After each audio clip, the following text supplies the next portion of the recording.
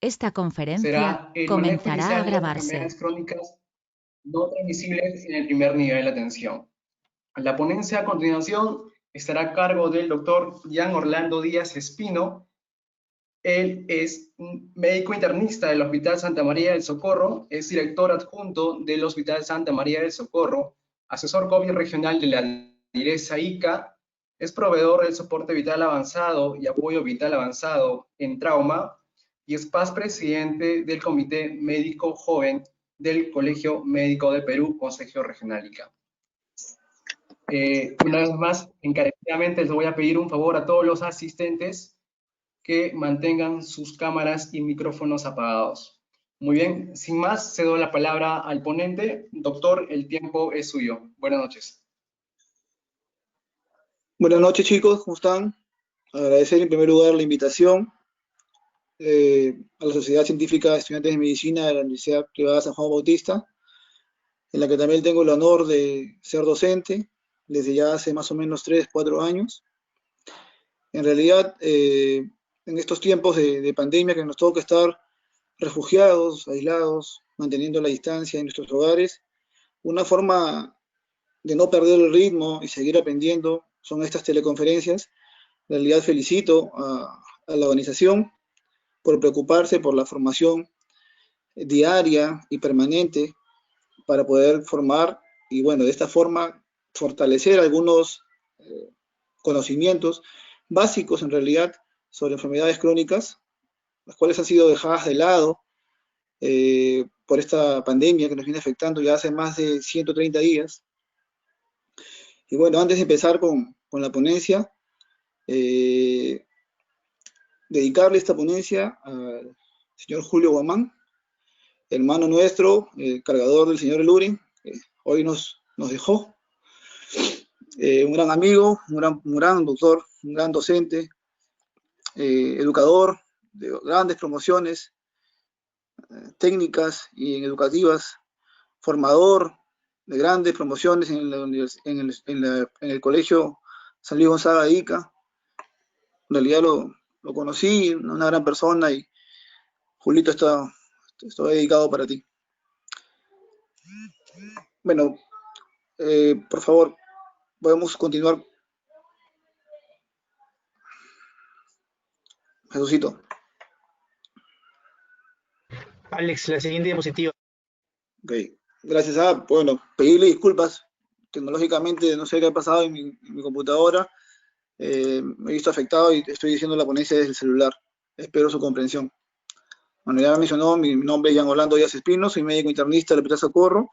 Tengo una pasantía en endocrinología y soy proveedor BLS y ATLS de la Heart American Association. La siguiente, por favor. El día de hoy vamos a tratar brevemente estos tópicos que creo van a ser beneficiosos para ustedes, ya que se van o ya están en el SERUM, y otros estos son casi las patologías más frecuentes que ustedes van a encontrar el día a día en la atención, digamos, por consultorio, y muchas veces cuando se descompensan por emergencia. Iniciaremos por diabetes mellitus tipo 2. Lo siguiente, por favor.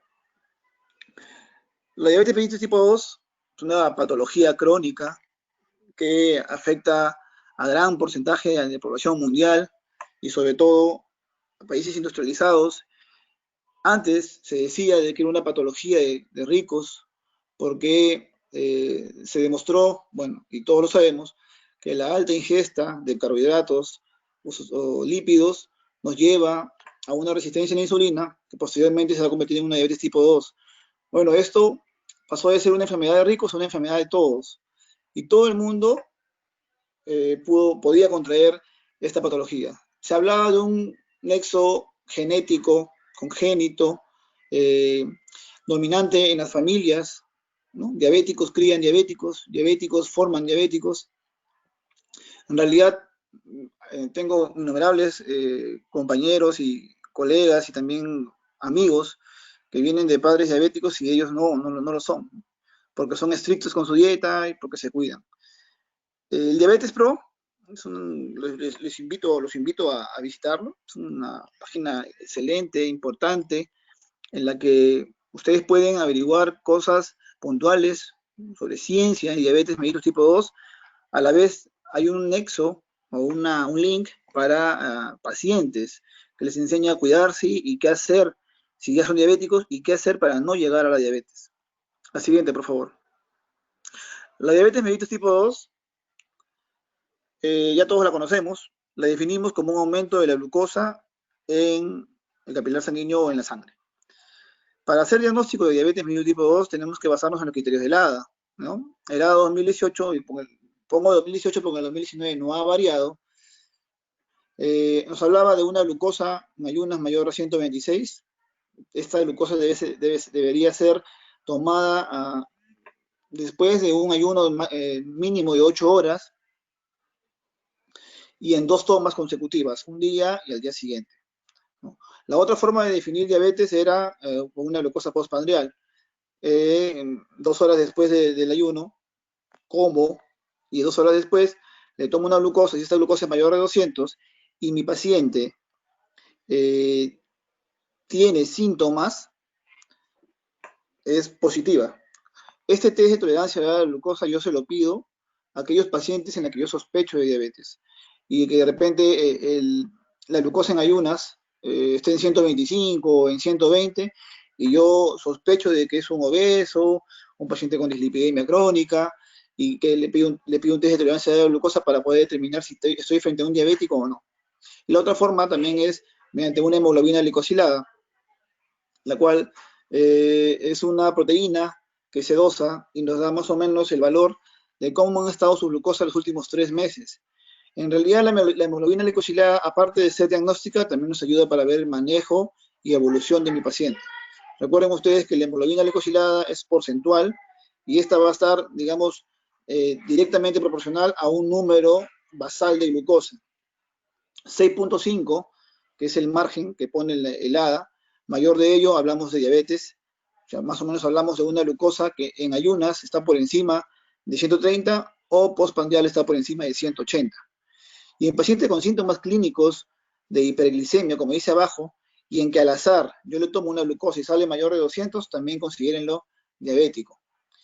Siguiente. Recuerden que en medicina 1 más 1 no siempre es 2, ¿no? Pero estos criterios nos ayudan bastante para determinar la diabetes. Continúa, por favor.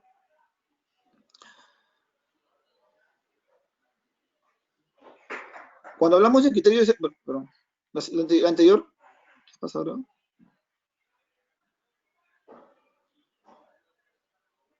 Ok, no, sigue. Disculpen, no. Ya.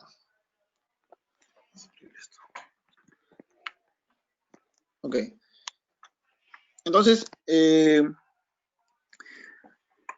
hablábamos al inicio de que nuestra meta como médicos no solamente es tratar la diabetes, sino también procurar de que mi paciente no llegue a ser un diabético.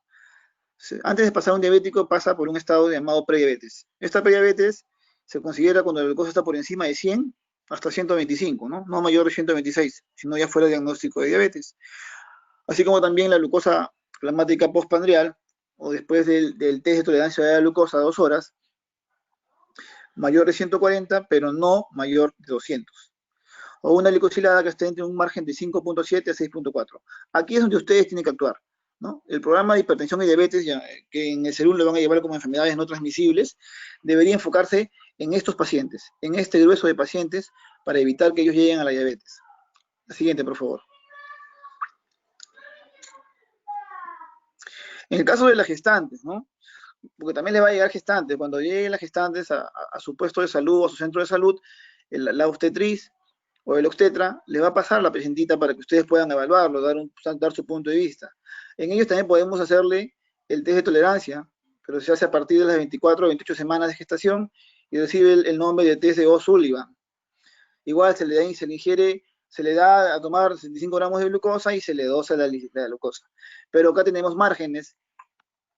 Si esta glucosa a la hora es por encima de 180 o a las 2 horas persiste por encima de 153, consideren la diabética. O si la paciente tiene 2 evaluaciones de glucosa en ayunas mayor a 92, también consideren la diabética. Ahora, hay un punto también importante, es que a veces no consideramos la evaluación obstétrica como importante, y es ahí donde entra a tallar ustedes.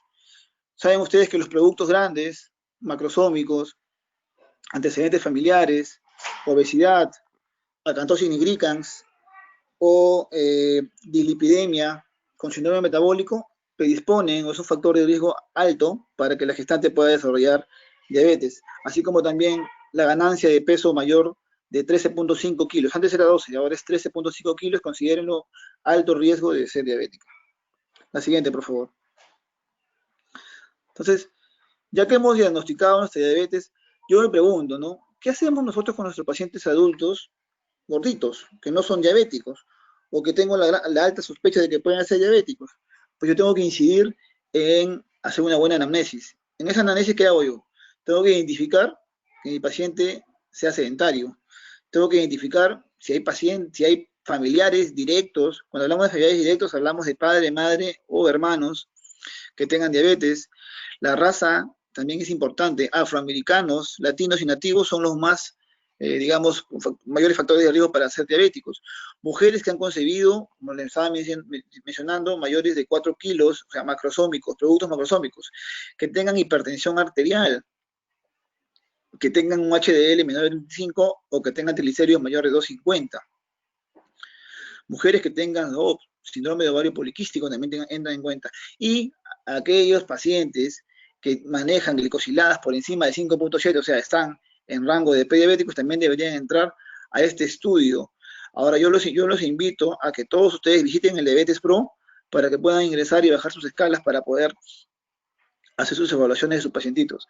Recuerden ustedes que lo importante no es tratar la diabetes, sino identificar al diabético antes de pasar, al paciente con riesgo de diabetes antes de que sea diabético. La siguiente, por favor. Ya identificado el paciente con diabetes, cuando en la posta en realidad a lo mucho van a poder manejar ustedes insulinas rápidas y con mucha suerte NPH, ¿no? Que es una insulina intermedia. Cuando hablamos de rápida, intermedia y lentas, hablamos de inicio de acción, pico de acción y duración de acción. Las rápidas actúan rápidamente, valga la redundancia y como lo dice su nombre, tienen un pico de acción a las 2 horas, mientras que las intermedias pueden demorar en actuar 3 horas, pero se mantienen más tiempo en plasma y en sangre. Pueden durar entre 5 y 18 horas inclusive, de acuerdo al pico. Es por eso que las intermedias se pueden usar 2 veces al día o hasta 3 veces al día en algunos esquemas bolo-basal. Ahorita les voy a explicar qué es el esquema bolo-basal. Y las lentas, la facilidad y digamos lo que nos puede ayudar o nos lleva a elegirla es que se puede usar una vez al día y que el paciente va a ir bien.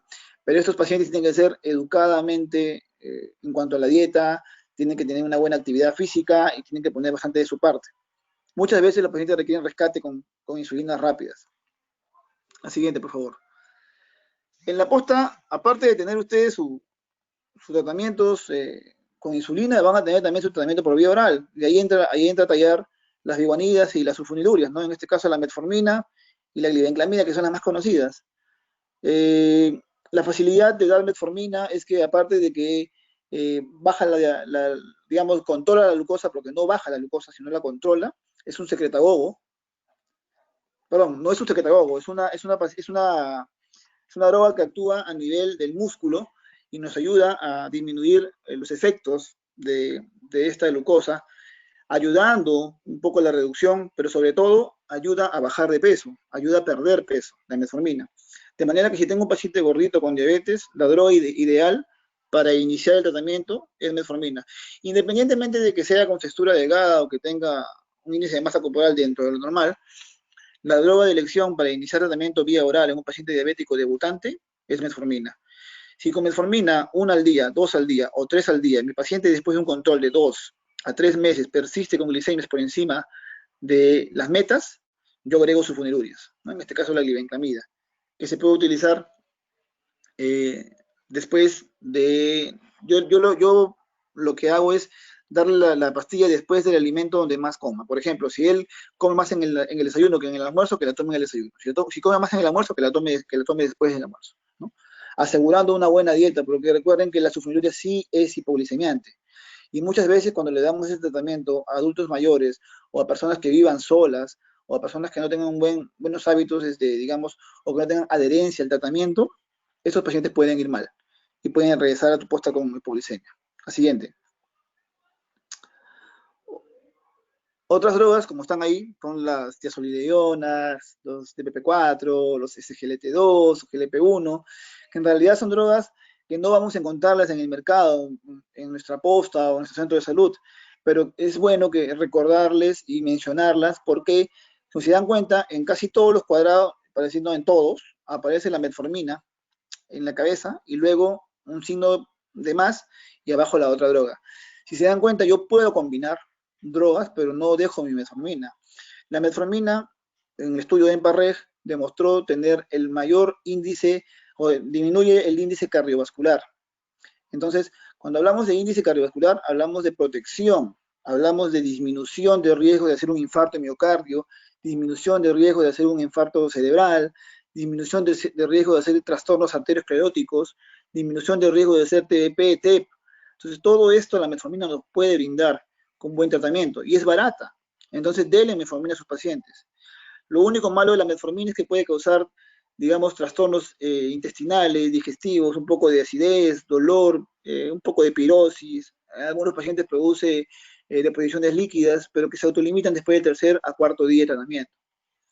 Las tiazolidionas también se pueden dar, son hipoglicemiantes, igual que las SGLT2 y GLP1. Las DPP4 son ahorita las más utilizadas, están dando muy buenos dividendos y muy buenos beneficios a los pacientes, aparte de que con metformina yo potencio la protección cardiovascular, así también con la DPP4 disminuyo los índices glicémicos.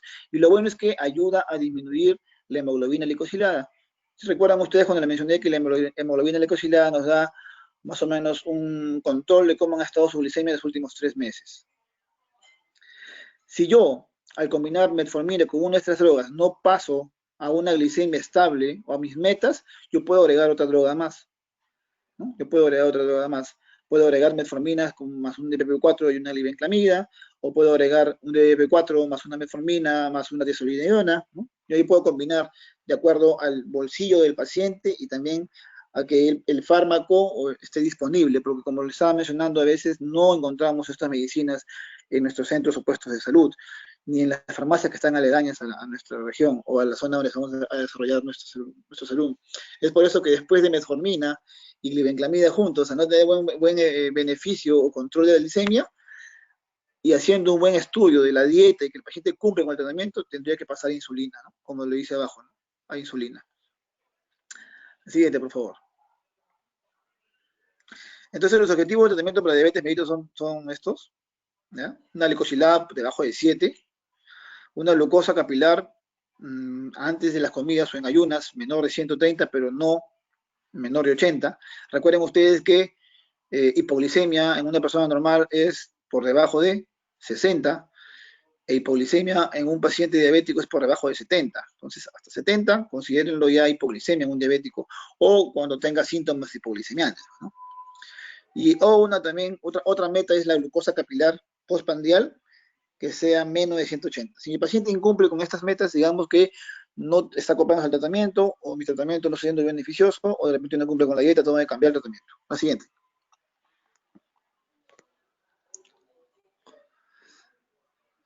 Entonces, en conclusión, debemos iniciar tratamiento inmediatamente se confirme el diagnóstico de diabetes. Y esto es directamente proporcional al beneficio y a las complicaciones crónicas que este paciente puede tener más adelante. Importante en la posta, y esto quiero dejar en claro, yo tengo que hidratar a mi paciente. Si este paciente puede o tolera la vía oral, lo hidrato por vía oral, que tome agua. Y le pongo su vía para digamos, completar o compensar el problema de deshidratación. El paciente con diabetes o con hiperglicemia viene deshidratado. Ya si el paciente que te viene deshidratado, te viene con dolor abdominal, te viene con aliento cetónico, te viene de repente desorientado, pues tú puedes sospechar en una situación diabética y aparte de hidratarlo, agregas insulina, ¿no? Ya sea cristalina o R o NPH. Lo ideal, una cetoacidosis diabética no puede ser manejada en una posta ni en un centro de salud, tiene que ser derivado de un hospital, al de mayor complejidad o al más cercano, donde haya bomba de infusión y manejo de insulina, donde haya un internista, pero ustedes puedan ir a dar tratamiento con buenos fluidos y con su cristalina para poder disminuir un poco la glucosa. Estratificar los riesgos es importante. Paciente con sobrepeso, con obesidad, con dislipidemia, allí debemos actuar, no esperar que el paciente sea diabético para poder actuar. Clínicamente debe ser identificado para ser confirmado por el laboratorio. Allá la importancia del test de tolerancia a la glucosa, no se lo pido a todos. Tener en cuenta que el uso de antidiabéticos orales en pacientes con patologías cardíacas, nefrópatas y hepatópatas.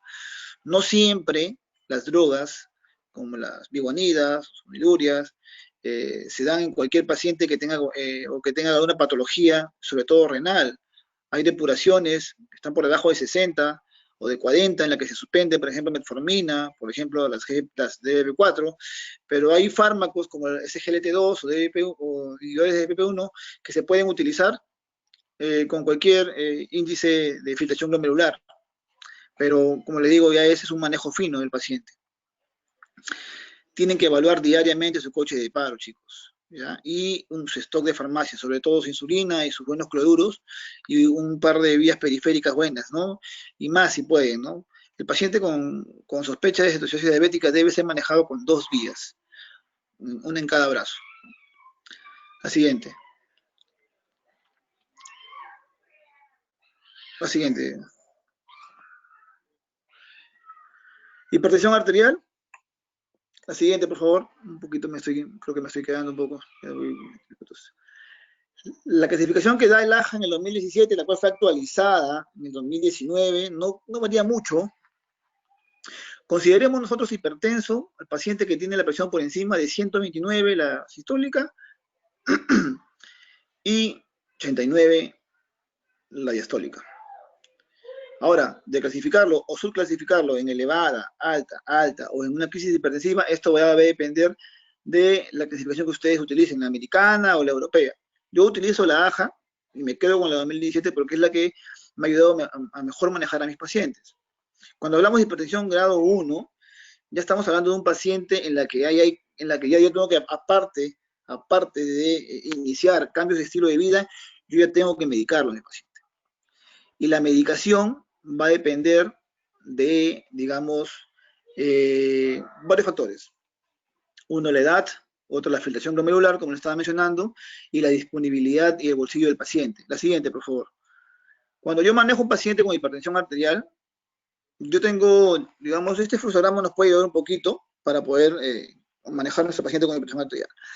Si yo tengo un paciente en la que le hago un control ambulatorio o un mapeo o un mapa, como quieran llamarlo, que es la toma manual de presión arterial ambulatoria, y tengo ahí un paciente que tiene presiones arteriales compensadas debajo de 120/80, consideren lo que no es diabético. Inclusive podríamos colocarlo como un paciente que puede presentar esporádicamente elevación de la presión arterial. ¿Yo qué hago ahí? Yo actúo sobre los cambios, o sea, actúo sobre los factores modificables. Estilo de vida, abandono de hábitos tabáquicos, alcohol, disminución del consumo de grasas, carbohidratos.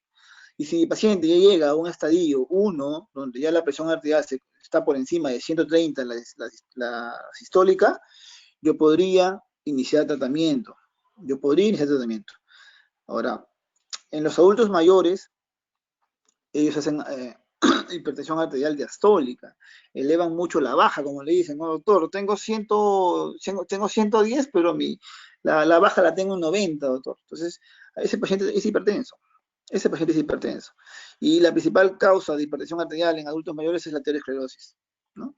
Entonces, todos nuestros pacientitos deben ser controlados mensualmente como mínimo. Cuando estén en su posta, tienen que hacer campañitas de toma de presión arterial para poder ayudar a los pacientitos. La siguiente.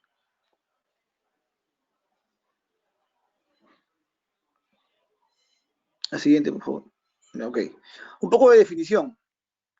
¿Qué es una crisis hipertensiva? ¿Qué es una urgencia hipertensiva? ¿Qué es una emergencia hipertensiva? Esto es importante porque les va a ayudar a ustedes a delimitar y a diferenciar qué paciente se queda en la posta y qué paciente tiene que ser evacuado con urgencia. Una crisis hipertensiva numéricamente se considera cuando la presión arterial está por encima de 180/120. Pero en un término real, consideremos cuando la presión arterial está elevada, la sistólica por encima de 30 y la diastólica por encima de 10. Consideren crisis hipertensiva, porque mi basal puede ser 110,70 o 100,60. Y si yo tengo 130,80, ya tengo la presión arterial alta. Entonces puedo hacer una crisis hipertensiva tranquilamente con ese índice de presión, dependiendo de mi basal. ¿Y cuál es la diferencia entre una urgencia y una emergencia? Ambas son crisis hipertensivas, pero la urgencia no pone en riesgo vital al paciente. En cambio, la emergencia sí pone en riesgo vital. ¿Y cómo demostramos nosotros el riesgo vital?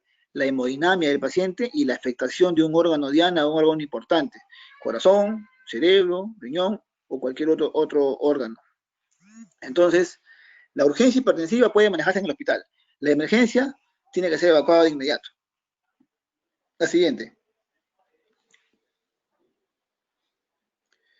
¿Qué es una pseudocrisis hipertensiva? Esto es importante porque también se confunde bastante con la hipertensión de bata blanca, ¿no? La pseudocrisis hipertensiva es, por ejemplo, tengo un paciente que viene con un cólico renal, pues el dolor le va a producir aumento de presión. Le tomo la presión, va a tener 140/90, no quiere decir que sea hipertenso. Esa es una pseudocrisis. Yo calmo el dolor y la presión baja. Igual también la hipertensión de bata blanca, ¿no? El paciente en su caja tiene 110,70, va por su glucosa o de repente va por un problema, digamos, de piel y de pronto entra al consultorio, toma la presión y tiene 150/90. Se va al consultorio y de nuevo baja la presión. ¿A ellos qué le dejo? Le dejo un mapa, le dejo que evalúe su presión arterial 10 de la mañana y 4 de la tarde y que nos traiga todo apuntado el día, a la semana para ver cómo va. ¿Qué es una hipertensión acelerada o maligna? En una hipertensión acelerada o maligna, el daño es irreversible en primer lugar, ¿ya? ¿Y cómo considero maligna? Considero una hipertensión arterial maligna cuando haya daño a nivel retiniano, o sea, un edema de papila, o cuando haya un daño renal severo, una anuria o una oliguria, ¿no? ¿Y qué es una hipertensión de difícil manejo? Estos pacientes con hipertensión de difícil manejo no pueden manejarse en una posta. Tienen que ser manejados por un especialista, porque consideramos hipertensión de difícil manejo aquella hipertensión que requiere el uso de más de 3 fármacos integrado o dentro de ellos a un diurético. Por ejemplo, que use un YECA con un bloqueador de canales de calcio y que requiera también un tiazida, por ejemplo, ¿no? Aquel paciente que requiere más de 3 fármacos para el manejo de la presión arterial, usted considera hipertensión de difícil control. Estos pacientes que están en este estadio actualmente no están trabajando en el hospital, ¿no? Se está considerando como una hipertensión arterial mal controlada. Para ello también le pedimos que el doctor le haga un ecocardio o que le haga un mapeo cardíaco, ¿no? O una pruebita de esfuerzo, y con eso podemos identificar si la hipertensión en realidad está mal controlada o no. La siguiente. Vamos a pasar esta, pásala por favor. El tiempo me está ganando. En pacientes con enfermedad cardiovascular, y acá es donde quiero remarcar que la palabra clave es riesgo cardiovascular, ¿ya? Cuando hablamos de riesgo cardiovascular, hablamos de un potencial riesgo de desarrollar patologías cardíacas o de vasos importantes o en otras partes relacionados con la presión arterial o relacionados con otro problema endovascular. Los fármacos recomendados de primera línea siempre van a ser los que mejor le vayan a mi paciente, pero yo tengo que partir en mi tratamiento de acuerdo a la raza y a la edad de mi paciente. Si tengo un paciente que es de raza, digamos, oscura, negra, criolla, este pacientito debe ser manejado, en ellos va muy bien los bloqueadores de canales de calcio, ¿no? Y pueden ir combinados con otro fármaco. Otra cosa importante, en pacientes en la que yo ya maneje presiones arteriales altas, por encima de 170, 180 de valores de sistólica, yo debo establecerme metas. Y mi tratamiento mínimo debe ser con 2 drogas para poder manejar bien a mi paciente. Ahora, ustedes en la posta, pues si tienen un paciente que tiene presiones arteriales altas, por encima de 170/100, y que la administración de un YECA o un ARA2 más un diurético van mal después de un control mensual y que de repente durante ese mes han necesitado tratamiento de rescate con un YECA de acción rápida, como en el caso del captopril, consideren ese paciente que está mal manejadito. Y es probable, lo adecuado sería referir a este paciente a un hospital para ser manejado. La siguiente. Doctor, disculpe, una vez más, un favor, ¿podría repetir la palabra clave para los asistentes? Muchas gracias. La palabra clave es riesgo cardiovascular.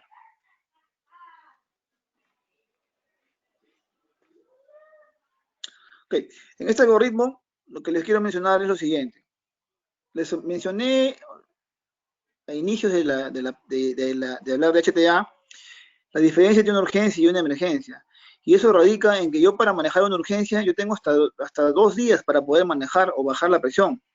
Si mi paciente llega con 200 con 100, pero no hay afectación de órgano blanco, ni lesión aparente que ponga en riesgo su vida, yo puedo manejar tranquilo esa presión. Yo puedo manejar esa presión.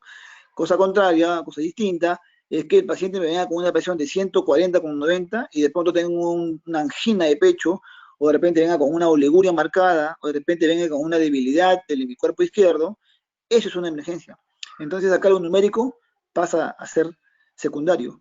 Y lo que más importa es la clínica. Y como en toda patología, la clínica manda. Si yo tengo un paciente que me ingresa por una urgencia hipertensiva, yo puedo manejarlo tranquilamente con captopril.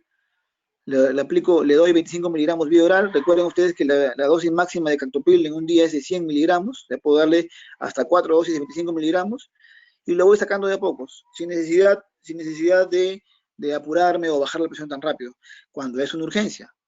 Cuando es una emergencia, yo tengo escalones para ir bajando mi presión arterial. Tampoco puedo bajarlo de golpe. Tengo que irlo bajando poco a poco. Lo que consideramos es más o menos entre 10 a 15 milímetros de mercurio por hora. De manera que yo en 3 horas, yo debo controlar ya a una emergencia hipertensiva, ¿no? Si mi paciente persiste con la presión arterial alta y los síntomas que acompañan a esta elevación de la presión aumentan o empeoran, yo tengo que sacar a mi paciente de la posta y derivarlo rápidamente. En la posta ustedes no van a tener nitroglicerina, no van a tener nifedipino, van a tener captopril, van a tener losartán. Y puede que por ahí tengan un nifedipino, por ahí de 30 miligramos que pueden dejar ahí para las gestantes. Entonces, mucho cuidado con ello. Siguiente. Bueno, eso es lo que mencionaba sobre las combinaciones, el uso de las drogas para hipertensión arterial. Recuerden ustedes que lo ideal es iniciar la terapia con 2 drogas simultáneamente de acuerdo a los índices de las presiones. Si el paciente es un hipertenso estadio 1 o que maneja presiones, digamos, altas, pero no en grado 2 por encima de 170 con 100, yo puedo manejar al paciente con una droga y puedo irlo chequeando, pues, ¿no? Tengo que hacerle su visita domiciliaria, o tengo que citarlo a los 15 días, cómo ha apuntado sus presiones arteriales. Recuerden ustedes también que muchas veces los pacientes no saben tomarse la presión arterial. Tienen que comunicarle a sus pacientitos de que para tomarse la presión arterial tienen que sentarse, tienen que estar en un lugar cómodo, tranquilo, sentarse por lo menos 5 minutitos, no haber comido una hora antes, ni haber estado haciendo ejercicio una hora antes, estar tranquilos y cerciorarse de que no tienen ninguna patología concomitante, fiebre, que estén policnéicos por algún problema infeccioso o que tengan alguna lesión dermatológica. Todo eso puede alterar la presión arterial. La siguiente. En cuanto a las gestantes con aumento de la presión, o sea, las preclánticas, el manejo no va a ser de la obstetra, va a ser de ustedes. Ustedes son los médicos, ustedes son los responsables del puesto o del centro de salud. ¿Qué hago con una gestante con presión arterial alta? ¿No? Esa es la pregunta que siempre nos teníamos. Y rogábamos porque nunca nos llegue una preclancia a la posta, ¿no? Pero sí nos llega, les va a llegar. En la posta pocos van a tener un laboratorio a la mano para poder sacarle unas plaquetas o ver cómo está su perfil hepático, ¿no?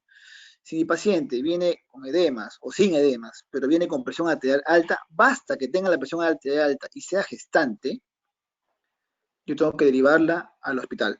O puérpera, inmediata, tengo que derivarla al hospital. Recuerden que la preeclampsia puede persistir hasta 3 a 4 semanas posterior al parto.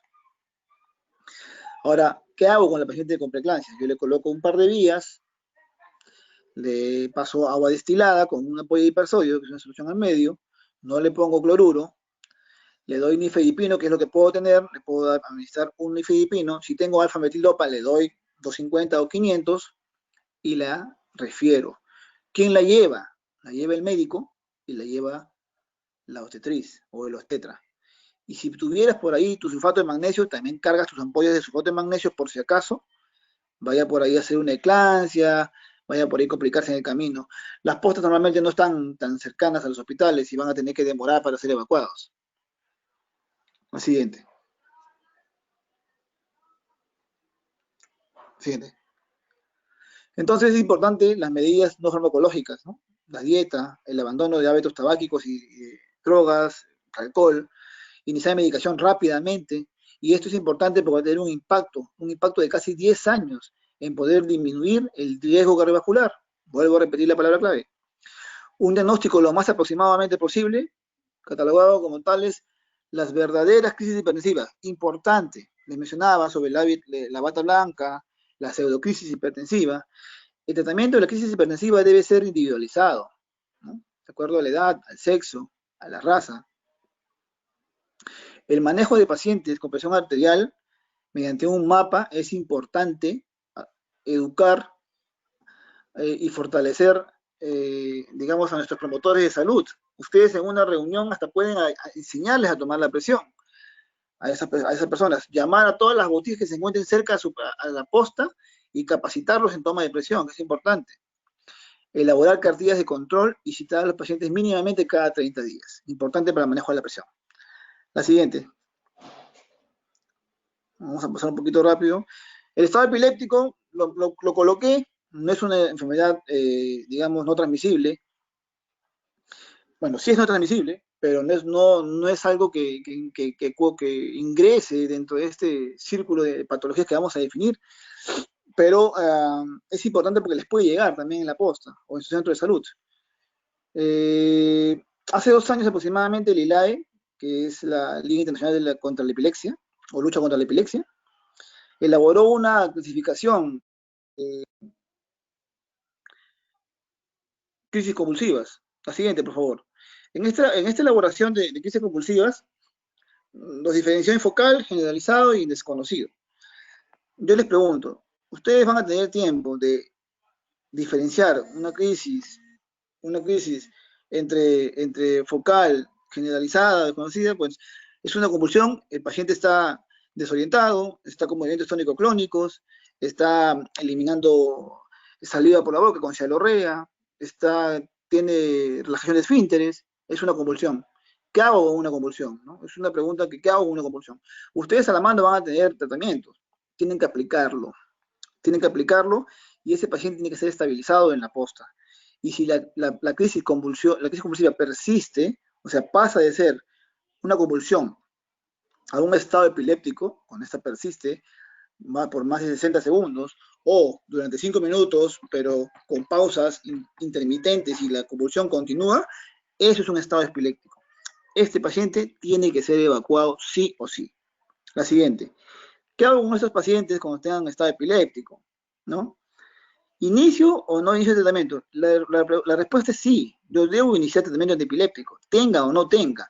El diagnóstico de epilepsia yo lo defino en un paciente que ya recibe tratamiento o que ha convulsionado más de una vez.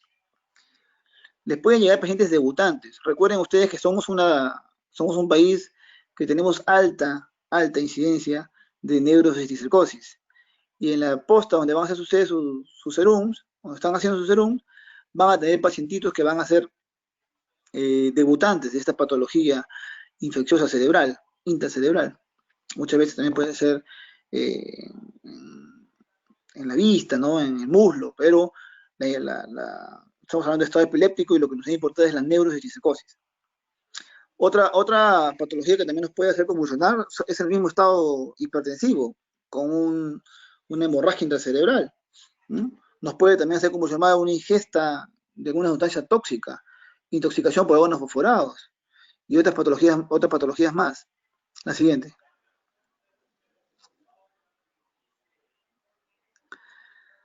Acá están todas las etiologías de estado epiléptico. Las más comunes que le pueden llegar, pues es difícil que un paciente con un tumor cerebral se siga manejando en una posta, salvo que esté con tratamiento en casa o sea evaluado por un oncólogo y ustedes lo puedan ver. Pero lo que más le va a llegar son neurociscercosis y pacientes epilépticos mal controlados que abandonan el tratamiento. O pacientes epilépticos que tienen alguna infección concomitante y que eso puede detonar un trastorno y aumentar el riesgo de convulsión. Mucho cuidado con ellos. O patologías crónicas que pueden reagudizarse, como un SB o trastornos de pacientes con PBS que pueden también hacer algunos trastornos. Y actualmente, dengue, ¿no? Dengue. Tengan mucho cuidado con dengue. Yo he recibido, no muchos, pero como más de 10 pacientes que me han venido por dengue y han convulsionado. Han convulsionado. El siguiente.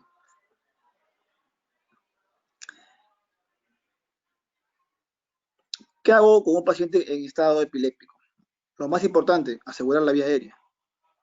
El paciente se puede aspirar. No introduzcan nada a la boca, por favor. Ya ustedes, ya deben estar expeditos en eso, ¿no? Se le coloca en una posición de seguridad, que es una posición de decúbito lateral, izquierdo o derecho, y bueno, se trata de sujetar, pero no con fuerza porque podemos lastimarlo, monitorizar funciones vitales, administrar oxígeno si es que el paciente satura por debajo del 92% y acceder a una vía venosa lo más rápido posible. Si no tengo cómo colocarle el diazepam, pues lo puedo colocar vía rectal, no hay ningún problema, ¿ya?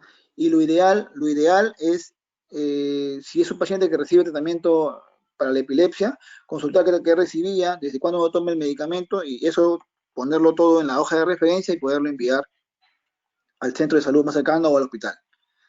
Y si el paciente viniera convulsionando por un aumento de la presión, pues tengo que tratar la causa, ¿no? Definitivamente. La siguiente. Bueno, ¿qué hago con el paciente? ¿No? Le coloco su diazepam. Si no pasa con diazepam y tengo un midazolam, le coloco midazolam. El midazolam viene de 50 miligramos y también viene de 5 miligramos. Lo diluyo en una ampolla de 20, en una jeringa de 20 con 15 centímetros cúbicos de agua destilada y le coloco 5 o le coloco 3 cc. Ojo, mucho cuidado porque el midazolam puede producir depresión respiratoria, igual que el diazepam. Pero cuando tengo una crisis hipertensiva o un estado epiléptico, un estado epiléptico, yo le coloco diazepam. No tengo levetiracetam, no tengo ácido valproico en la posta, pero tengo que tener mucho cuidado porque si mi paciente recibe algún tratamiento para epilepsia, lo ideal sería que el paciente retome el tratamiento después de salir del estado epiléptico y si el paciente persiste en estado epiléptico, yo tengo que derivarlo de todas maneras, ¿no? Tengo que derivarlo de todas maneras al paciente. ¿Cuánto espero? ¿Cuánto puedo perder yo en mi posta? No más de 30 minutos, ¿no? Ahora, el paciente no te va a convulsionar por 30 minutos, ¿no? Pero como le estaba mencionando, puede que pare la convulsión y vuelva la convulsión, yo tengo que derivarlo, ¿no? Tengo que derivar al paciente rápidamente a un hospital o a un centro de salud más grande, ¿no? que mi posta, donde pueda tener más herramientas. La siguiente. Acá están todas las drogas y las dosis. ¿Cuál actúa más rápido? Definitivamente que le sepan.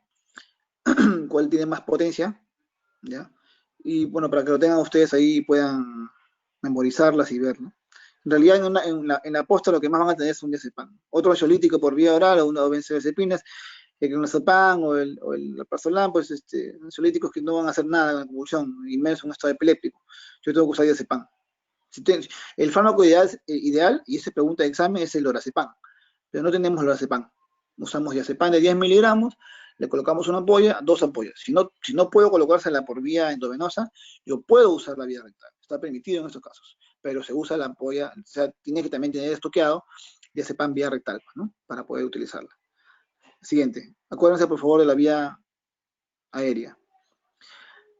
¿Qué derivo al hospital? La verdad que yo no me quedaría con un paciente neonato o un niñito que me convulsiona, o sea, una convulsión febril, yo no me la quedaría en la posta. Yo igual la evacuaría. Que esté en mal estado general o que no esté en mal estado general, pero que yo sospeche de que el paciente puede irme mal, también es una buena elección sacar al paciente y derivarlo.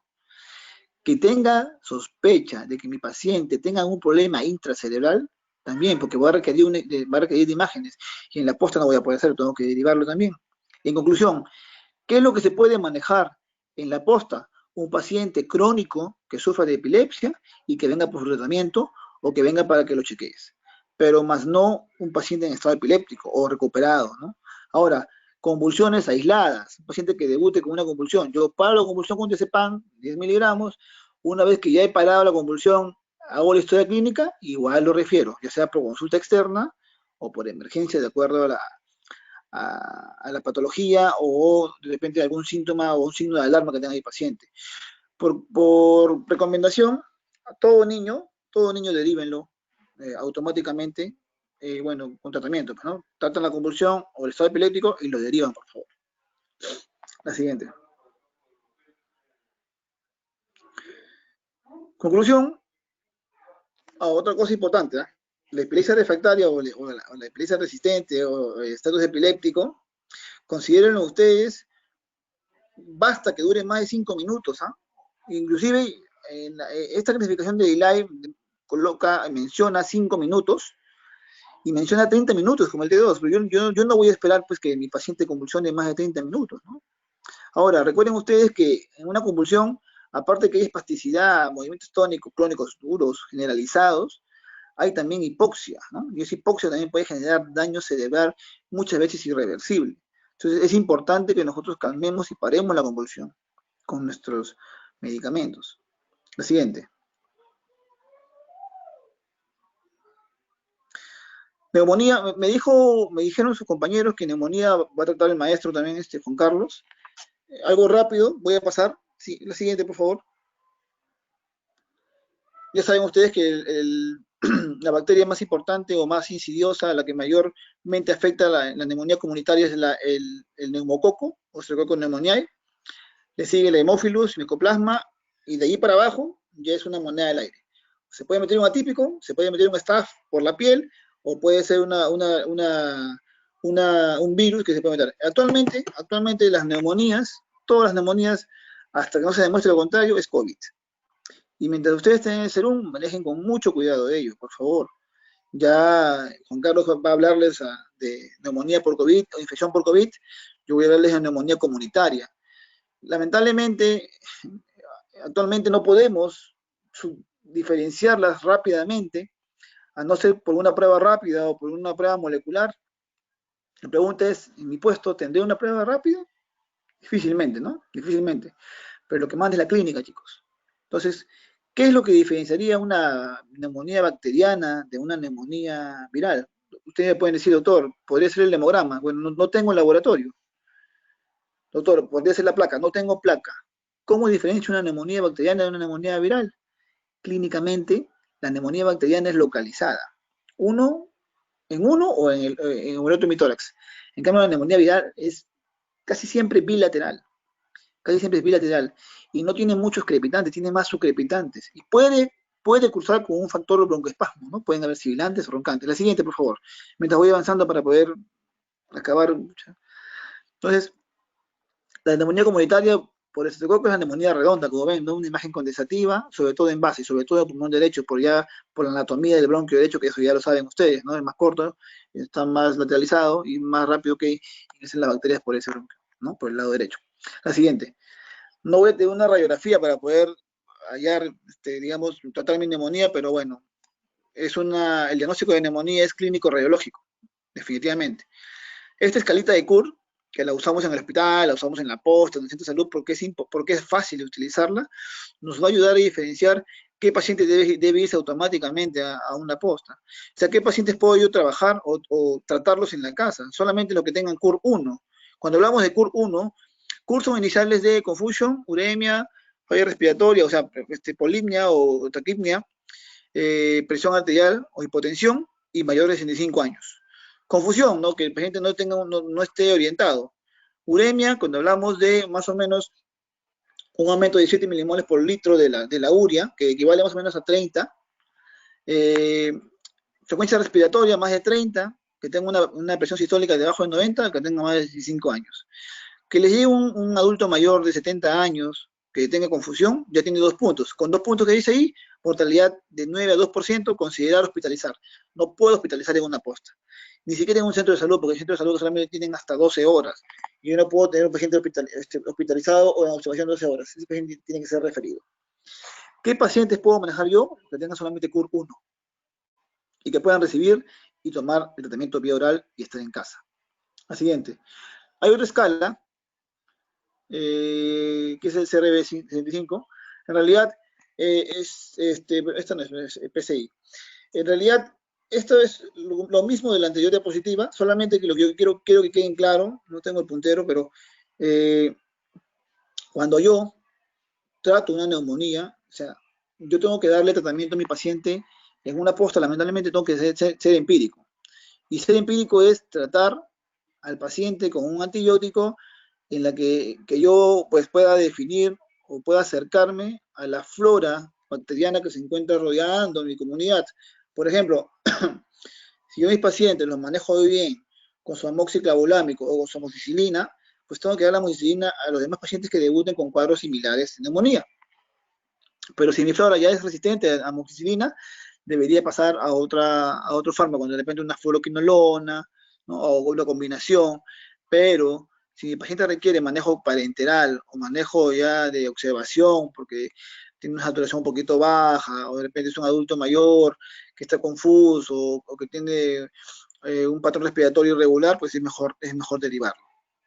La siguiente. Este es el PSI, o la escala de Fine, también llamada. Vamos a pasarla porque esta es un poquito más compleja.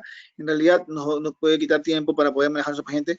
Concéntrense ustedes con el CURT, ¿ya? Arranco, como le digo, con amoxicilina. Puedo darle 1 gramo vía oral cada 8, o claritro. Recuerden ustedes que pueden también meterse por ahí gérmenes atípicos. Entonces, los macrólidos, como la claritro, la eritro o el acitro, van muy bien frente a atípicos. Entonces, podría combinar una moxi o le puedo agregar amoxiclavulámico.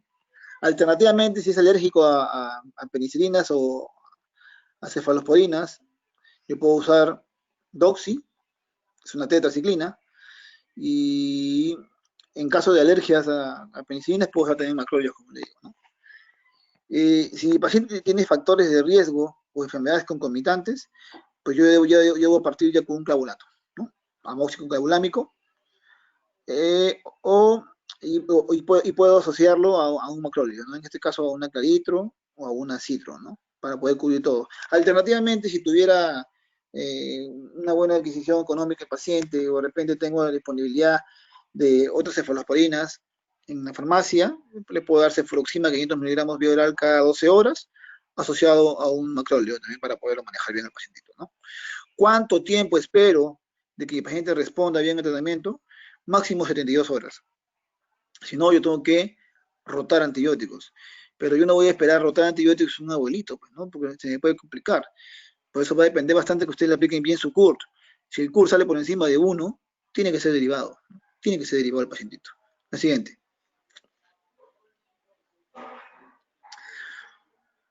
Paciente que no tiene factores de riesgo, pero y tampoco tiene enfermedades concomitantes, yo puedo, y que requiere hospitalización, pues en este caso, esta parte ya es más hospitalaria, pero de todas maneras, hacer entender o hacerles ver a ustedes de que la neumonía es impredecible, así como cualquier otra infección.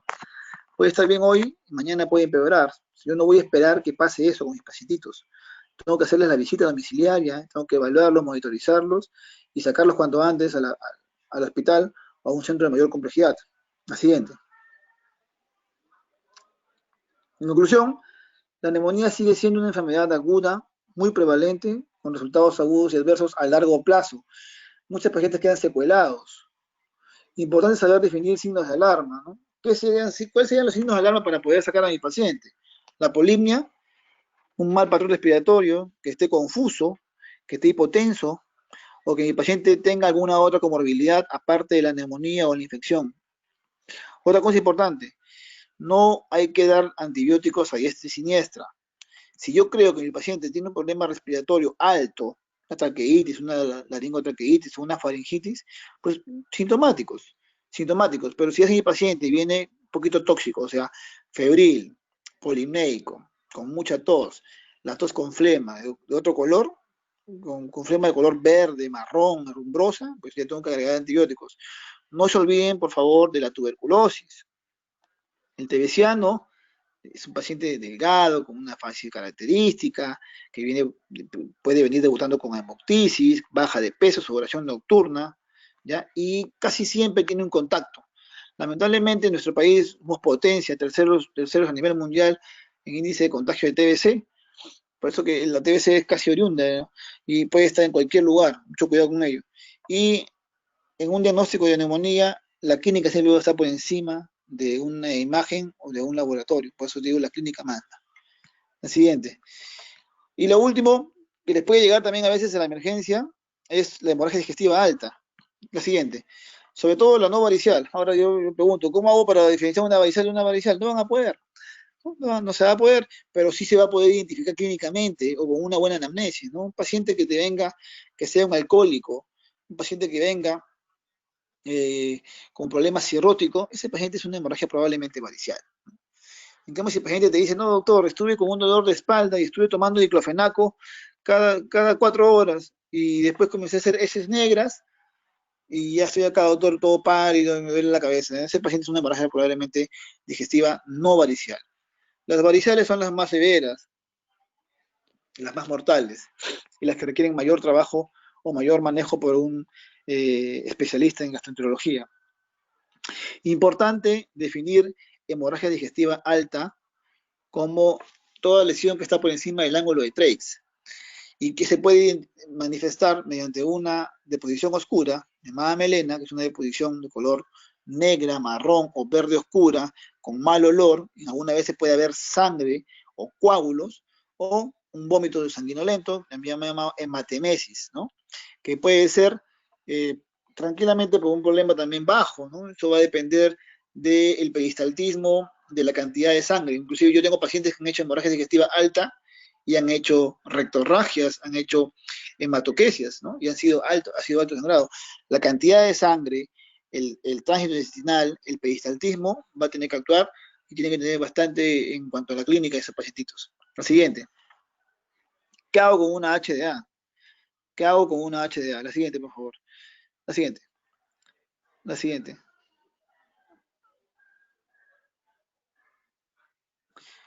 Esta escala de Rockall y la escala de Forrest son escalas endoscópicas, ¿no? Son escalas endoscópicas. Lo que me va a ayudar a mí a identificar qué paciente con HDA me puede ir mal son las funciones vitales. Un paciente taquicárdico que esté hiperventilando o con polimia e hipotenso, ese paciente está chocado. Ese paciente tiene que pasarle sí o sí rápidamente su par de cloruros o hasta más, ¿no? Y sacarlo cuanto antes de la posta. Es diferente que el paciente diga, doctor, vengo haciendo deposiciones oscuras hace como 3 semanas y me duele acá en la boca el estómago. Ese manéjalo tranquilo, tomar su presión. Si está por encima de 110,70, pues está bien. Si está por debajo de 90,60, preocúpate, andate alistando, ponle sus 2 vías, así lo veas tranquilo, ponle sus 2 vías, satúralo. La siguiente. Estas escalas son para hacer endoscópicas, ¿no? Lo que más me va a valer a mí es ver cómo está mi paciente clínicamente, ¿no? Y bueno, si tuviera un laboratorio en mi posto, de mi centro de salud, pues sería genial, ¿no? Sería genial. Todo paciente con hemorragia digestiva alta activa, con menor de 10 gramos, así esté estable, debe ser derivado, ¿no? Así esté estable, debe ser derivado. La siguiente. ¿Cómo trato a mi paciente con hemorragia digestiva alta? El manejo inicial. ¿Qué hacen ustedes en su posta? Primero, estabilizar a mi paciente. ¿Cómo estabilizo a mi paciente si está chocado? Con 2 vías. Le coloco cloruro de sodio, solución al 9%, con 9 por mil. Lo chorreo. A chorro le pongo sus cloruritos y le coloco 80 miligramos de omeprazol, que sería colocarle 2 ampollas de omeprazol en bolo, o sea, directa. Cargo las 2 ampollas en la jeringa. Muchas veces van a tener que hacerlo ustedes mismos. Si no tengo la vía colocada, pues puedo colocarle endovenoso de frente los 80 miligramos y lo chorreo con cloruro, ¿no? Lo chorreo con cloruro y luego coloco 2 ampollas más, pero ya en 100 cc de cloruro y lo paso a una velocidad de infusión de 10 cc hora o 10 microgotas por minuto si tengo volutrol. Entonces, y así lo saco a mi paciente y lo tengo que llevar rápidamente a un hospital o un centro de mayor complejidad. ¿Qué más puedo hacer con mi paciente con hemorragia digestiva alta? He visto que antes estaba indicada la colocación de sonda nasogástrica, ahora ya no. Aunque si tengo una sospecha que sea un paciente varicial, me puedo llevar una varice, puedo romper otra varice y complico a mi paciente. Otras veces se les daba de beber hasta bueno, líquidos helados, ¿no? Porque eso ya no se usa. Sus 80 miligramos de omeprazol, sus buenas 2 vías, lo hidrato bien y lo saco cuanto antes a mi paciente. Otros colocan metoclopramida. Yo en verdad no le veo función. Aducen de que es para poder aumentar el peristaltismo y ayudar a que el paciente pues, pueda circular sangre porque eso también genera bastante dolor. No usar AINES, no usar tramadol, porque puede hipotensar más, ¿ya? No, ningún opiáceo, por favor, ¿ya? Solamente su omeprazol, 80 miligramos, su par de clorhidratos, lo chorreo bien y lo saco rápidamente a mi paciente. La siguiente. Es importante, como le digo, las funciones vitales.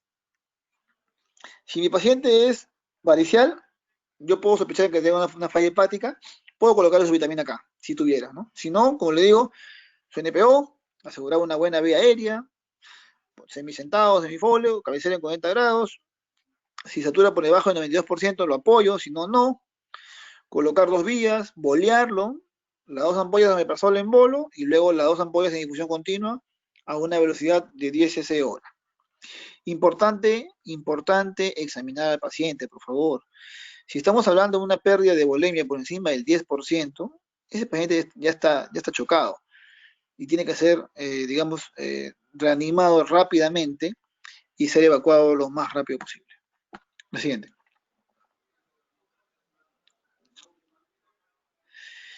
En conclusión, tengo que hacer una buena anamnesis, tengo que incidir bastante en antecedentes patológicos, identificar factores de riesgo, ingestas, evaluar pronóstico, que es importante, lo saco ahorita, lo voy resucitando en la ambulancia, lo estabilizo acá y luego me lo llevo. Todas esas decisiones tienen que ser tomadas al instante. En lo ideal, activar la cadena de supervivencia, ¿no? Circulation, airway y blood. O sea, manejar presión. Pero primero, lo más importante es la vida del paciente, fortalecer, digamos, estabilizarlo hemodinámicamente y poderlo evacuar lo más rápido. Evitar mantener en observación por tiempo extendido el paciente. Recuerden ustedes que la HDA también puede ser impredecible y puede complicarse. En caso que el sangrado sea por HDA varicial, o sea, clínicamente o por anamnesis, o cuadrando por ahí signos o síntomas y con antecedentes del paciente, pues yo tengo que mantener el protocolo que hemos utilizado con una no varicial y evacuar de inmediata al paciente. El siguiente. Bueno, y para despedirnos, recuerden chicos que el Serum es una experiencia hermosa. Espero que la disfruten y que sobre todo fortalezcan sus conocimientos y pongan en práctica todo lo aprendido en las aulas y en el internado. Los que estamos en internado todavía tenemos mucho tiempo para poder seguir aprendiendo. Y bueno, cuando les toque salir al Serum, recuerden ustedes que esos pacientes que llegan a la posta o al centro de salud llegan porque les duele algo, llegan porque necesitan que tú los trates, necesitan una voz amiga, alguien que los escuche. No reniego a sus pacientes.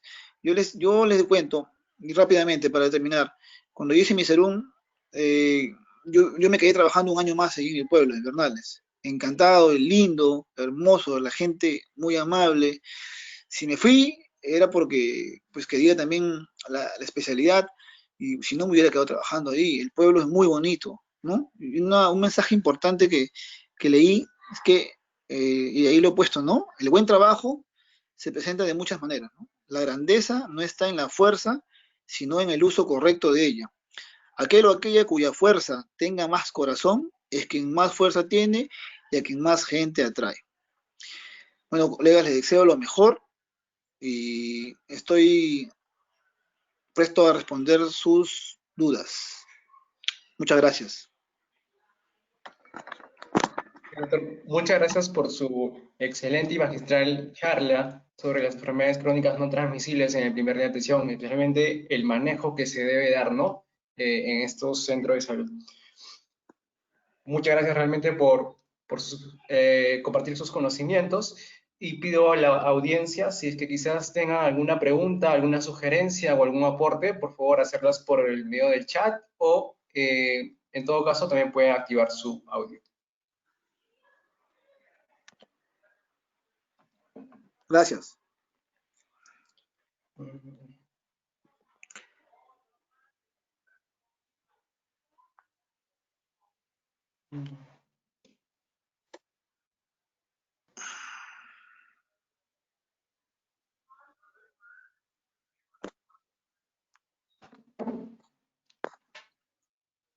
Bueno, parece que ha quedado todo claro las ideas que se han compartido en esta ponencia.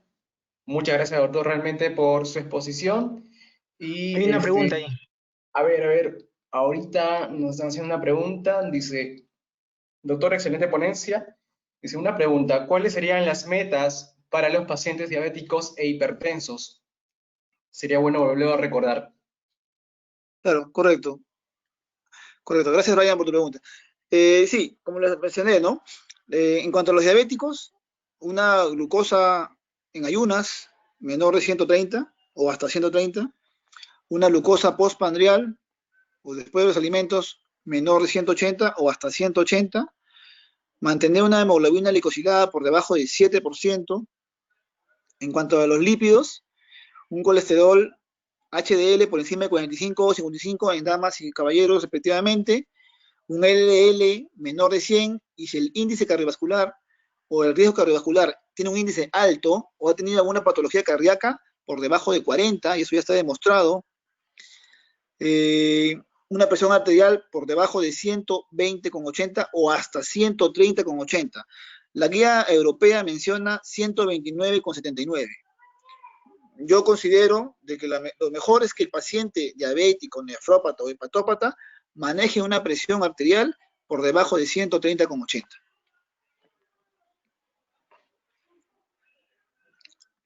Doctor, muchas gracias. Otra pregunta que nos hacen aquí el chat es, ¿cuán importante es el manejo preventivo en el primer nivel de atención? Definitivamente que con la prevención, cuántas cosas no se hubieran evitado, inclusive en esta pandemia, ¿no? No hay necesidad de que sea una enfermedad no transmisible, ¿no? Todas las patologías con prevención se pueden evitar. Y mucho más si estas patologías crónicas, pues, tienen que ver desde la casa, ¿no? Desde tener una buena dieta, desde tener una buena actividad física, no ser sedentarios, y lo más importante, los hábitos nocivos, ¿no? Que deberían irse mitigando o abandonando a medida del tiempo, y la verdad, incito a que los pacientes más importantes no deben ser los diagnosticados, sino los pacientes potencialmente riesgosos a ser hipertensos o diabéticos, en este caso, ¿no? Y para completar la pregunta, justamente ahí un poco incompleto que estaba, en esta pandemia, en este contexto que estamos viviendo, ¿cómo se harían estas medidas preventivas si es que sabemos que hay un confinamiento social y un distanciamiento social obligatorio? Muy buena pregunta, muy buena pregunta. Bueno, lamentablemente en los puestos de salud donde van a estar trabajando, de repente lejanos, no tenemos la misma disponibilidad de la tecnología, de repente por ahí una computadora, un celular de alta gama para poder desarrollar estas charlas, ¿no? Pero se podría incentivar las charlas por equipos. De repente, no citar a todos, pero citar a tus promotores de salud, ¿no? Y eso depende de la municipalidad y el puesto de salud. Ustedes cuando lleguen a su puesto de salud van a ser los jefes del puesto de salud. Todos les van a preguntar a ustedes. Ustedes se van a encargar de hacer los estudios de la comunidad, los mapas conceptuales, los talleres de incidencia, todo lo que tiene que ver con prevención, todo lo van a hacer ustedes. Ahora, PRONSA, que es Promoción de la Salud, el Ministerio de la Salud, solamente les va a adaptar a ustedes de herramientas, pero lo que van a poner en práctica son ustedes mismos. Entonces, lo que yo les comento que se podría hacer es armar grupos donde puedan participar sobre todo los promotores de salud, y con ellos, pues, llevar la información. Ahora la pregunta es, ¿cómo llevan ellos la información a los demás? Y ahí sí tendríamos que echarnos a buscar, porque en la actualidad más vale quedarse en casa que hacer que la persona que ingresa a la posta, pues vaya de casa en casa de repente a dar información. De repente lo que se podría hacer es una charla en ambientes amplios, digamos, dirigida por grupos, y sobre todo sectorizar. ¿Cómo sectorizo yo? Yo busco mis pacientes, definitivamente que el año pasado o el serumista que deja la posta o el centro de salud tiene que dejarles a ustedes una evidencia del trabajo realizado. Y ya están los pacientes tamizados. En ellos trabajar. De repente una visita domiciliaria, rápida, sin ingreso al domicilio, de repente afuera nada más, ¿no? Un manejo de la presión. Ahora, dotarse de EPP, dotarse de EPP. Si uno no tiene el EPP adecuado para poder realizar estas visitas, pues no vamos a poder salir. Primero la salud de nosotros. Y eso sí está, y yo de verdad lo reafirmo, primero la salud del cuidador, primero la salud del médico, primero la salud del personal de salud, porque no podemos arriesgarnos, ¿no? Y eso lo aprendemos también inclusive en la primera parte de primeros auxilios, ¿no? Se llama evaluación de la escena y el cuidado y la protección del rescatista, ¿no? O sea, el que va a brindar la atención debe ser el que mejor protegido debe estar, definitivamente. Claro. Gracias, doctor, por la respuesta. Otra pregunta que nos hacen es, disculpe, soy de primer ciclo, ¿cuál y cómo influye la diabetes mellitus tipo 2 en la obesidad? En realidad, uno influye sobre el otro, ¿no? Está demostrado de que las dietas carbohidratadas o altas en lípidos te llevan a una obesidad. La obesidad de por sí te lleva a una resistencia a la insulina. Y la resistencia a la insulina te va a llevar a una diabetes mellitus tipo 2.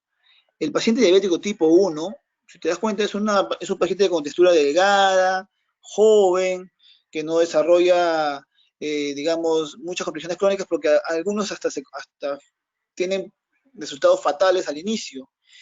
El obeso normalmente es el paciente diabético tipo 2, ¿no? Ese paciente diabético tipo 2, abotagado, que no realiza ejercicios, que tiene una mala dieta, que de repente tiene familiares también obesos, ¿no? Ahora, yo te digo una cosa, el obeso, el papá obeso, la mamá obesa, crían obesos. Entonces, esto es un chip que tenemos que sacarle desde la casa a los pacientitos, ¿no? Y tratar de cambiar los estilos de vida, sobre todo. El estilo de vida es la fórmula para poder manejar a nuestros diabéticos. Ni la mejor pastilla ni la mejor insulina está por encima de una buena dieta. Bien. Y gracias por hacernos recordar esas palabras. Otra pregunta que nos hacen es, ¿cuántos bolos de diazepam se puede colocar como máximo y con intervalo de cuántos minutos? Ya, listo. Tú puedes colocar diazepam hasta 40 miligramos. ¿Ya? Los intervalos van a ser, no está nada estandarizado, mencionan 5 minutos, pero por ejemplo, si a mi paciente le pongo 10 miligramos y sigue convulsionando, yo puedo ponerle 10 más, ¿no? Ahora, hay un estudio que demostró que después de la administración de 20 miligramos de diazepam en bolo, el paciente también tiene mayor impacto, pero podía producir también efectos adversos como parada cardíaca, coma, muerte súbita. Eso, mucho cuidado. Si el paciente me viene una convulsión, yo le coloco 10 miligramos, no sé, le coloco 10 miligramos más, si no sé, yo tengo que llevármelo de emergencia al centro de salud más cercano. Bien, otra pregunta que nos escriben es, doctor, si no contara con inhibidores de bomba de protones, ¿se podría usar algún otro fármaco para la hemorragia digestiva? Las guías mencionan que no. La guía brasileña menciona de que se podía usar H1, la ranitidina, 200 miligramos, o sea, 4 ampollas de 50. Yo no lo uso, no lo he usado, no lo usaría tampoco. Recuerden ustedes que los antihistamínicos, aparte de producir reacción o efectos favorables a nivel digestivo, también producen otros trastornos y podrían también llevarme a otras reacciones adversas, ¿no? IBP. Bien, y la última pregunta que nos hacen es, doctor, buenas noches y muchas gracias por siempre dar excelentes exponencias. Actualmente, por el tema de la pandemia, es complejo el poder referir a pacientes para el manejo de enfermedades crónicas. En el caso de pacientes con hipertensión arterial que no controlan con el uso de IECA o ARA2 a máxima dosis y no se tiene a la mano en los calcium antagonistas o tiacídicos, ¿es posible usar IECAs de acción rápida, pero de uso periódico acompañado del tratamiento que ya se llevaba? A ver, Gonzalo, según lo que yo entiendo es que Gonzalo me pregunta si yo le estoy dando IECAS a dosis máximo. ARA a dosis máximo y no va bien, yo puedo agregarle a esos dos fármacos el uso de IECAS de acción rápida, por ejemplo, Captopril, como una terapia normal. La respuesta es no. Porque normalmente mi paciente debería ser controlado con fármacos horarios, por ejemplo, cada 12 o una vez al día, ¿no? Dependiendo de la medicación que use.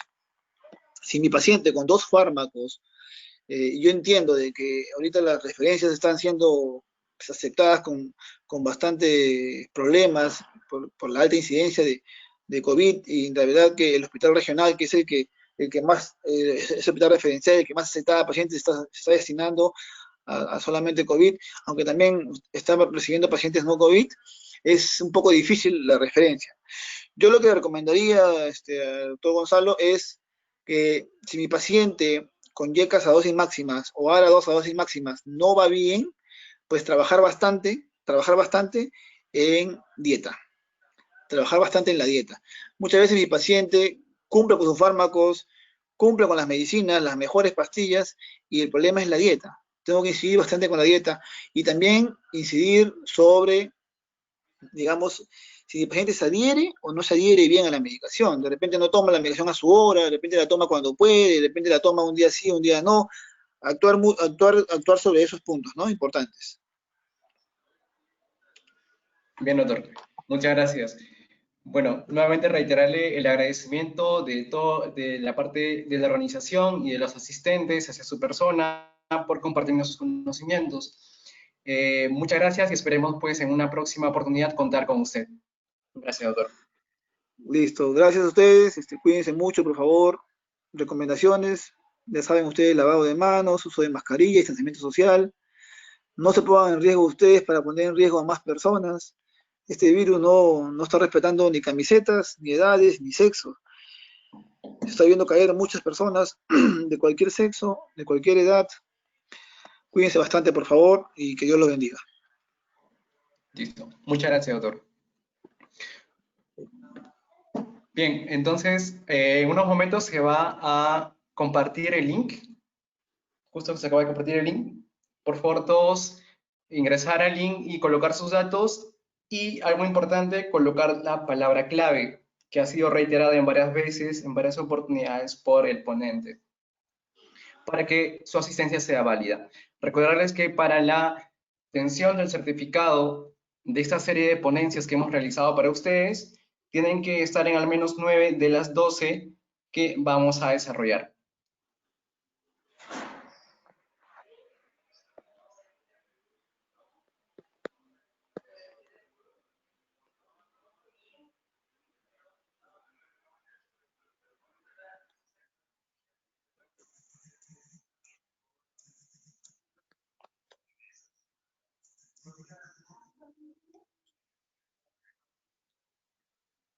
Saludar a todos los asistentes que nos están viendo en estos momentos de diferentes partes del mundo, se podría decir, ¿no? Hay asistentes de Colombia, de Ecuador, mandarles realmente un saludo y un abrazo muy grande para todos ustedes. Gracias por estar aquí.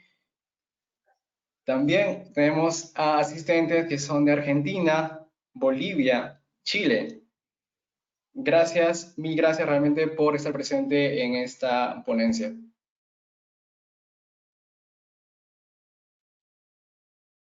Ya se ha compartido el link. Por favor, todos ingresar al link, colocar sus datos y colocar la palabra clave.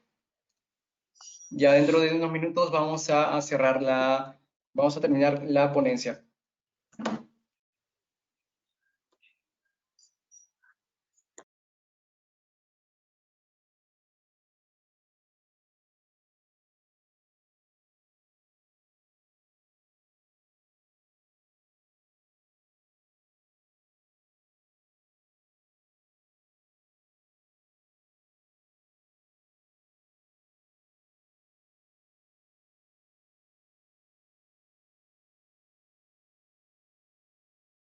Gracias también a todos los que nos siguen desde México. Muchas gracias. Muy agradecidos con ustedes. Saludos por